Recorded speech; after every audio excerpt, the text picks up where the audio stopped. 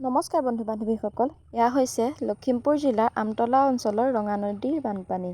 দেখিছেনে আপোনালোকে কিমান ভয়াৱহ বানপানী, কিমান ডাঙৰকৈ পানী আহিছে, আপোনালোকে নিশ্চয় ধৰিব পাৰিছে। আৰু আমাৰ ইয়াত কেইখন গেট এৰিছে জানিব পৰাকৈ ৩-৪টা পানী ছিগনেল মাৰিবলৈ সুবিধা আছে, কিন্তু মাত্ৰ এটা ছিগনেল মাৰিলে। তেতিয়া আমি ভাবিলোঁ এটা ছিগনেল মাৰিছে যেতিয়া পানী ইমান ডাঙৰ নহয়, কিন্তু আমি যিটো ভাবিছিলোঁ সম্পূৰ্ণ ওলোটা। মানে এনেকুৱাকৈ ভাঙি চিঙি ধাহিমুহি পানী আহিলে মানে 5 মিনিটত ঘৰৰ ভিতৰত এককাল হৈ গৈছে নেকি। আমি তেতিয়ালৈকে ঘৰৰ ভিতৰত থাকিব নোৱাৰিলোঁ। আমাৰ গাঁৱৰে দাদা দুজনমানে নাও লৈ আহি আমাক লৈ গ'লহি। এতিয়া মেইন কথাটো হ'ল, আমি যেতিয়া মানে পানী বহুত বেছিকৈ বাঢ়িলে তেতিয়া ভাবিলোঁ যে নিউজ লাইভক মাতোঁ, যিমান হ'লেও যিহেতু আমাৰ গাঁওখন হওক আমাৰ অঞ্চলটো হওক মানে বহুত পিছপৰা হয়, নিউজ লাইভ মাতি দিওঁ। নিউজ লাইভক যেতিয়া যোগাযোগ কৰিলে, নিউজ লাইভে কি বুলি ক'লে, গৈ আছোঁ তেনেদৰে ক'লে, কিন্তু নিউজ লাইভৰ কোনো দেখা দেখি নহ'লে। আমাৰ জিলাৰ আৰক্ষী বিষয়াক যোগাযোগ কৰিলে, আৰক্ষী বিষয়াক যোগাযোগ কৰি ক'লে যে নিউজ লাইভটো আনিব লাগিছিলে, এনেকুৱা তেনেকুৱা ইমান ভয়াৱহ পৰিস্থিতি হৈছে। তেতিয়া তেখেতে আৰক্ষী বিষয়াজনে ক'লে যে আপোনালোকৰ তাৰ মানুহবোৰতো ঠিকে আছে, মানুহটো মৰা নাই নহয়, তেনেকৈ ক'লে। তেতিয়া কৈছে মানুহ মৰা নাই, তেনেহ'লে ঠিক আছে, মানুহ নাই মৰা যদি আমি যাব নোৱাৰোঁ। লখিমপুৰ জিলাৰ আমতলা অঞ্চলৰ পিজিয়াৰ ঠাইডোখৰত এবাৰ ভুমুকি মাৰিবলৈ সময় নুজুৰিলে নে আপোনালোকৰ? আৰে সিহঁতে সেইটো কথা ভালদৰে জানিব লাগিছিল যে সেই তাতোতো পানী হৈছে, ইয়াত পানী হৈ মাথাউৰি ছিগি এঠাইত হৈছেগৈ, সেই মাথাউৰি য'ত ছিগিছে তালৈ নিউজ লাইভো আহিছে, পুলিচ প্ৰশাসন বিষয়েও আহিছে। তেন্তে আমাৰ ইয়াত আহিবলৈ সিহঁতৰ অসুবিধাটো ক'ত হ'ল? টকা ল'ব সময়ত ঠিকেই দৰমহাটো ল'ব, কিন্তু মানুহক সহায় কৰাৰ ক্ষেত্ৰত পিছ পৰি দিব। আমাৰ এই পৰিস্থিতি চাবলৈ না গাঁওবুঢ়া আহিলে না আন কোনোবা আহিলে, সকলোৱে মানে নিজক লৈ ব্যস্ত থাকিলে। ঠিক আছে, যেতিয়া সময় আহিব আমাৰ লেখীয়া মানুহৰ পৰাই কিন্তু ওপৰত যাবলৈ আপোনালোকে পাৰিব, মনত ৰাখিব। এনেকুৱা চৰকাৰক আমি ধিক্কাৰ দিছোঁ, নালাগে এনেকুৱা চৰকাৰ। যেতিয়া ইলেকশ্যন আহিব তেতিয়া আহি ভৰিত পৰিব, কিন্তু যেতিয়া কিবা এটা বিপদ হ'ব তেতিয়া কোন চিনি নাপায়। আৰে আপোনালোকৰ ইমান ল' মেণ্টেলিটি হৈ কেনেদৰে ইমান ডাঙৰ ডাঙৰ পদত বহি থাকিব পাৰে? আপোনালোকে এবাৰতো জনাব পাৰিলে হয় যে ইমানখন গেটৰ পানী এৰিব বুলি। এবাৰোতো নজনালে, তেনেহ'লে আমিবোৰ মানুহ কেনেদৰে আছোঁ এবাৰ চাই লওক। এয়া আমাৰ ঘৰৰ পৰিস্থিতি। তাৰ পাছতো চাগে আপোনালোকৰ গাত নালাগে নহয়।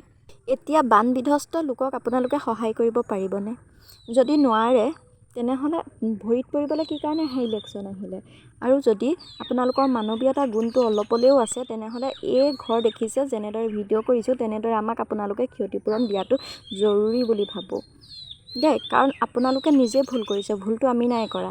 আপোনালোকে এখন গেটৰ ছিগনেল দিছে আৰু পানী ইয়াত মানে কিমান আহি গৈছে আপোনালোকক এয়া শুকোৱাৰ পাছৰ পৰিস্থিতি দেখাই আছোঁ। এয়া দেখিছে আপোনালোকে আমাৰ ভিতৰত কিমান পানী হৈ গৈছে, দেখিছে? ইমান পানী হোৱাৰ পিছতো কিন্তু এতিয়ালৈকে কাৰো খবৰ নাই, কোনো নাহিলে এতিয়ালৈকে। আপোনালোকে যদি ৰক্ষকে ভক্ষক হয় তেন্তে আমি কাৰ আশাত জীয়াই থাকিম, কি কৰিম জীয়াই থাকিম? ভালদৰে চাই লওক। মই ওচৰৰ পৰা দেখুৱাই দিছোঁ যিমান পাৰোঁ, কাৰণ একো পোহৰৰ ব্যৱস্থা নাছিলে, সেইকাৰণে ভালদৰে চাগে আপোনালোকে ধৰিব নোৱাৰিব। ধৰিব পৰা হ'লে হয়তো আপোনালোকক ইমান যোগাযোগ কৰাৰ পাছতো, ইমান মতাৰ পাছতো আপোনালোক আহিলেহেঁতেন, সেইকাৰণে ধৰিব নোৱাৰে কাৰণে নাহিলে। ইমানকৈ ৰিকুৱেষ্ট কৰাৰ পাছতো যেতিয়া আপোনালোক আহিব নোৱাৰিলে, আচলতে কেনেকুৱা কামৰ বাবে আছে? নিউজকেইটাক কৈছোঁ, আপোনালোক আচলতে কেনেকুৱা কামৰ কাৰণে আছে? 2 নম্বৰী কাৰবাৰ, কোনোবা কাৰোবালৈ পলাই গ'ল, কিবা অবৈধ সম্পৰ্ক, সেইবিলাকৰ কাৰণে আছে নে মানুহক সহায় কৰাৰ ক্ষেত্ৰত? যদি মানুহক সহায় কৰি নিউজটো আপোনালোকে বনাব নোৱাৰে, তেন্তে নিউজ কৰিবৰ কাৰণে কি কাৰণে আগবাঢ়ি যায়?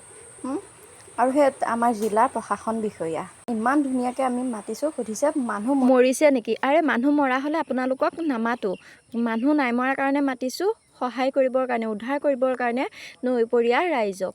আপোনালোকে কি কৰিলে, কি কাৰণে বুজি নাপালে? এবাৰ চাই লওকচোন ভালকৈ। কিমান কষ্ট পালে এনেদৰে মানুহে নিউজ আৰু প্ৰশাসন বিষয়াৰ সহায় ল'বলগীয়া হয়। আপোনালোকে দেখোন উল্টাটোহে কৰিলে। আপোনালোকক চৰকাৰে ৰাখিছে কিহৰ কাৰণে দৰমহা দি?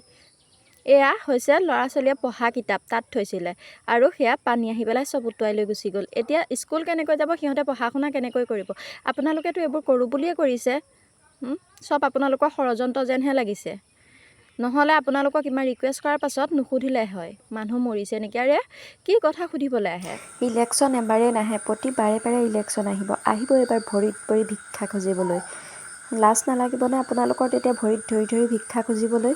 যদি ইজ্জত আছে, লাজ আছে, তেনেহ'লে নাহিব আমাৰ এইবিলাকলৈ।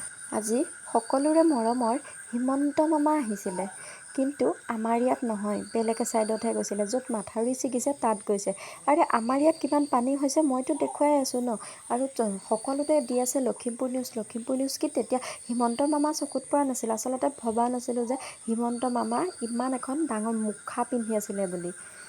যদি ভাবিলোঁ হয়, ইমান ভাল নাপালোঁ হয় যে চব ক্ষেত্ৰতে হিমন্ত মামা কৈ নাথাকিলোঁ হয়। আচল স্বৰূপ দেখাই দিলে, ভাল লাগিলে দিয়ক। এতিয়া যে আমাৰ এই ঘৰটো দেখিছে, কোনোবাই দিব নেকি ক্ষতিপূৰণ? কিমান বস্তু পানীত উটি গ'ল, একো খবৰ নিদিয়াকৈ পানী এৰি দিয়াৰ কাৰণে কিমান বস্তু উটি গ'ল। আপোনালোকে তাৰ ক্ষতিপূৰণ দিব পাৰিবনে? আমাৰ কাৰণে কিন্তু আজি আপোনালোকে ৰাজভোগ কৰি আছে, কথাষাৰ মনত ৰাখিব। কেনেকৈ এইখন ঘৰত জীয়াই আছোঁ, কেনেকৈ এনেকৈ পানী হৈ যোৱা ঘৰত জীয়াই থাকে বানপীড়িত লোকক সুধিব। ডাঙৰ ডাঙৰ চকীত বহি আপোনালোকে এইবিলাক বুজি নাপাব। বিলাসী গাড়ীত থাকি, ডাঙৰ ডাঙৰ বিল্ডিঙত থাকি আপোনালোকে এইবোৰ বুজি নাপাব। সেইকাৰণে আমি যেতিয়া আপোনালোকক সেইটো পথ দিছোঁ, আপোনালোকেও আমাক বুজি পাব লাগিব। য'ত পানী হোৱাই নাই তাত DC গৈছে, কিন্তু আমাৰ ইয়াত কোনো নাহিলে। ঠিক আছে, সময় আপোনালোকৰো আহিব আমাৰ ভৰিত পৰিবলৈ। বন্ধু বান্ধৱীসকল, আপোনালোকে যিমান পাৰে সিমানেই ভিডিঅ'টো শ্বেয়াৰ কৰক, যাতে সেই মুখা পিন্ধা ভদ্ৰ লোকসকলৰ চকুৰ আগত এই ভিডিঅ'টো দেখা পায়গৈ।